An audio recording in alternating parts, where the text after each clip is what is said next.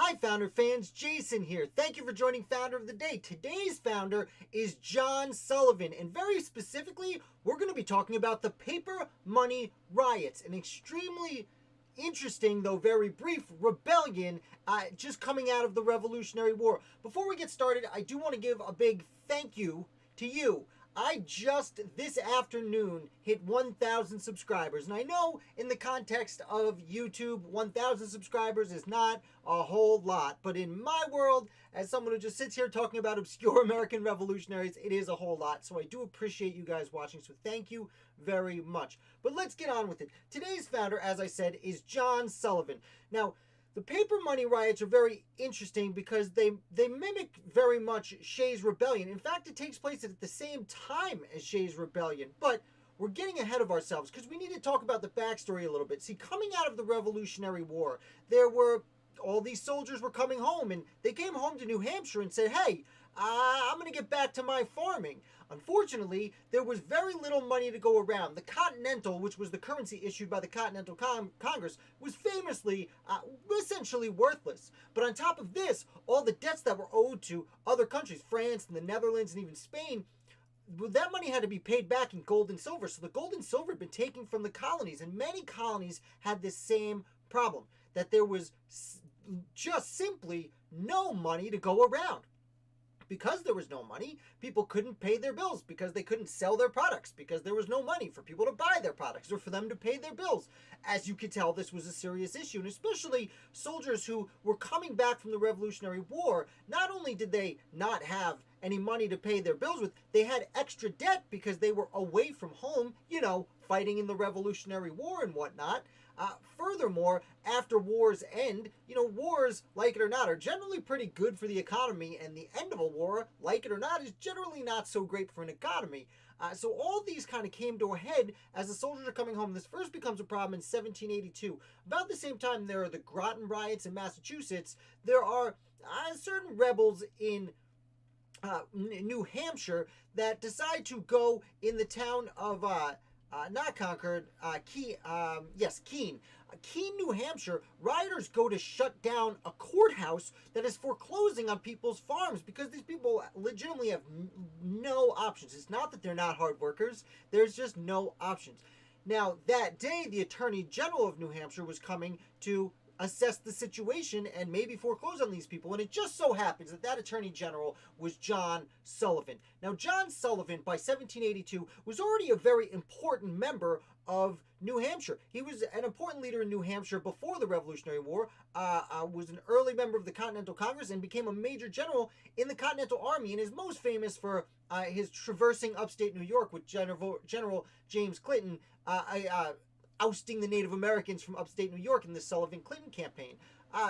Of course, Sullivan had many other important roles in the war. He left a little bit early because, as many generals, especially many officers, especially in New England, did not get along with the Continental Congress very well. Sullivan was one of these people who went back to New Hampshire, where he becomes Attorney General. Now, he goes to Keene, New Hampshire, to prosecute certain claims on behalf of the state. On his way to New Hampshire, doesn't work out so good because he finds out that there are going to be some protesters that are trying to shut things down. So, Sullivan has an idea. He puts on his military uniform, his Continental Army uniform. And when he shows up in his uniform, many of the people there ready to shut down the courthouse, who happen to have already served under General Sullivan during the war, they said, oh, okay, let's not freak out too much. Now, Sullivan was sympathetic to the complaints of these people. There was nothing they could do, and he understood that. So he ended up postponing any trials or any court cases where one of the two parties was not ready yet. And it seems that either he would say he wasn't ready or they weren't ready, depending on the person. But he essentially pushes this issue aside for the time being. But it doesn't resolve the issue. And over the next 4 years, up until the autumn of 1786, tensions keep building because people keep getting foreclosed on, and there just is no money. And eventually, certain people, especially out in the countryside, decide, the best thing to do is for the government to print more money. And when I say the government, I mean specifically New Hampshire. There was no constitution yet, though we'll get to that. They want the government to print money because there just needs to be money. Now, in hindsight, this would not have been a great idea because this would have caused inflation. The farmers would not have been able to sell their produce, or at least they would have sold it at such a reduced value that it would not have mattered in the end anyway. But, many of these farmers were not very educated in economics. They were simple farmers and veterans of the Revolutionary War. Many of them, not all of them, but many of them. So a few people say this idea and they start running with it. They start calling themselves the Regulators after a group that protested what was going on in North Carolina just before the Revolutionary War. These regulators, they start to have conventions, and the idea is to protest their government and ask for money to be printed so they could pay their bills, so the economy could actually work, because the economy wasn't working. Now, a few leading members of New Hampshire society hear about these conventions that are getting called together to write these protests, and they think it would be funny to pretend to be on the side of these regulators. So they end up essentially infiltrating these meetings, saying, I'm rich and important, I'll take the lead here. And they're like, thank you. And they write petitions to the government and send this in. And members of the government even play along with this. Now, eventually, the ruse gets out there, and the citizens of New Hampshire realize that they're being played for fools. And as people who were, first of all, war veterans, for the most part, second of all, desperate to keep their farms, they don't take kindly to being made fun of like this by these elites who are running the state. So they decide to organize. And they get together there are several men who lead it. Their names are Joseph French, James Cochrane, and John McKean. They are very obscure people from the American Revolution. But they take the lead here, and they organize 200 people to march to the capital, Exeter, New Hampshire. And they march there with the intention of holding up everything, all government, until they get their way. Now, they get to Exeter, and they go to the meeting house. It's a little bit silly, but they didn't realize that the legislature was not at the meeting house that day. They were at a church down the street. The Supreme Court of the state was there, and the Supreme Court essentially says, ignore them. Eventually, the guys realize, oh man, we're at the wrong place. We got to go down the street. But by this point, a crowd had formed because, a 200-person militia had invaded what was then a city, but what we would consider a small town, a couple thousand people. So there's a crowd that gathers.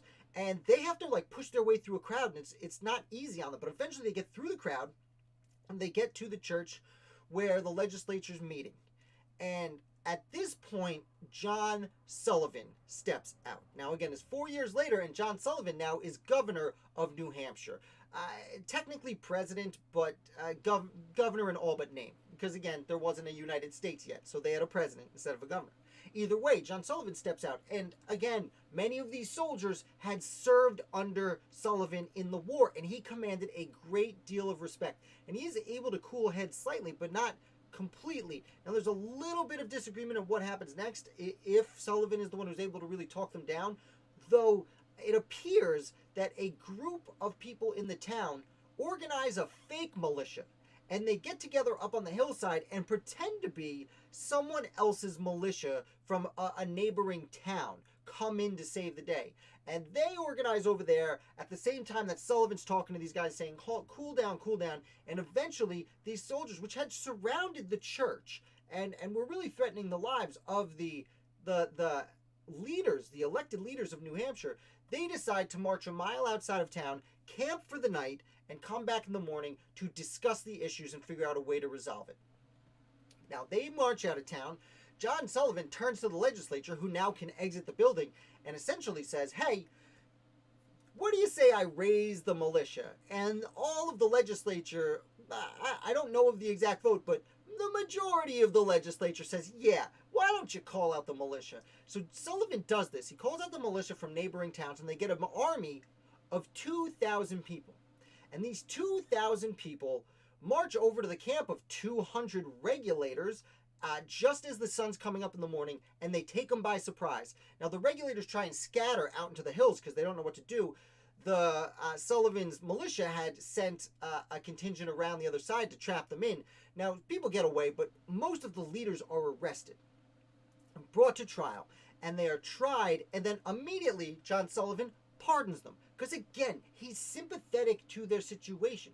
There isn't a great answer for what's going on. There isn't a great way to fix it, but he pardons them and lets them go. However, this instance has a gigantic impact, not just on New Hampshire, but on the United States in general. So first of all, I want to mention that Sullivan leads the legislature in passing a law saying you cannot petition the state of New Hampshire. It outlaws convening of Congresses to petition the state of New Hampshire, which sounds very un-American, but this is a year before the Constitutional Convention and several years before the Bill of Rights is passed, giving people the right to assembly. We had spoken a few weeks ago about a gentleman, George Thatcher, out in Maine, not far from where this was going on. And Thatcher actually says, hey, about this time, writes under his pen name that people should be able to meet and protest their government. And it's one of the things that skyrockets Thatcher to go to the House of Representatives eventually. But I just bring it up because we were talking about this recently. Furthermore, you have, this is the same time that Shays Rebellion is going on in Massachusetts. Literally exactly the same time. Now, Shays Rebellion is a lot more violent and lasts for a few weeks, as opposed to this event, which was basically non-violent. I've not been able to find one recorded casualty. However, and it also only lasted one day. But in the ensuing years, in the ensuing year, when people are calling for the Constitutional Convention, and then in the year after that, in the Federalist Papers, they specifically cite Massachusetts and a similar riot in Pennsylvania, but the Paper Money Riot in New Hampshire is another reason they give for a standing army to suppress insurrections of this nature.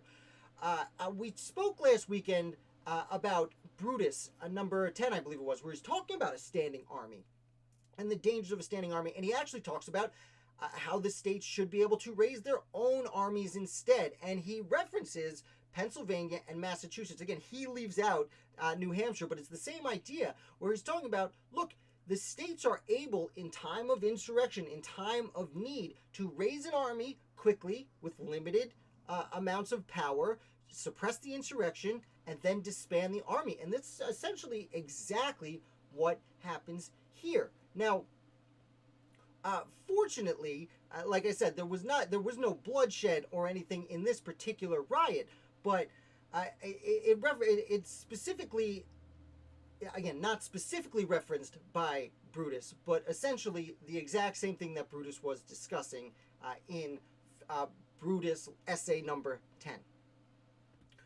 So that is essentially the Paper Money Riot. There was one more thing I did want to mention about it. This was revolved around money. It's called the Paper Money Riot. And to deal with the issue, eventually the United States Constitution is passed to suppress insurrections like this. Luckily, we get the Bill of Rights, which again permits people to meet and petition their government. But then in 1792, we have the Coinage Act of 1792, which establishes the United States Mint in an effort to further stabilize money and help make sure there's actually currency going around. It's not just all the gold and silver getting shipped overseas. So in one big nutshell, that is the Paper Money Riot and John Sullivan. Again, guys, I just want to say a huge thank you. I'll bring myself back up. A huge thank you to you guys for supporting this channel. I just hit 1,000 subscribers an hour ago. It's amazing for me after a year and a half of doing this. I'm trying to make the channel better every day for you guys, so criticisms are always welcome, as are questions. I always love to help in any fashion I can. Thank you again for watching, and I'll be back. Tomorrow's Friday, so with trivia for you tomorrow.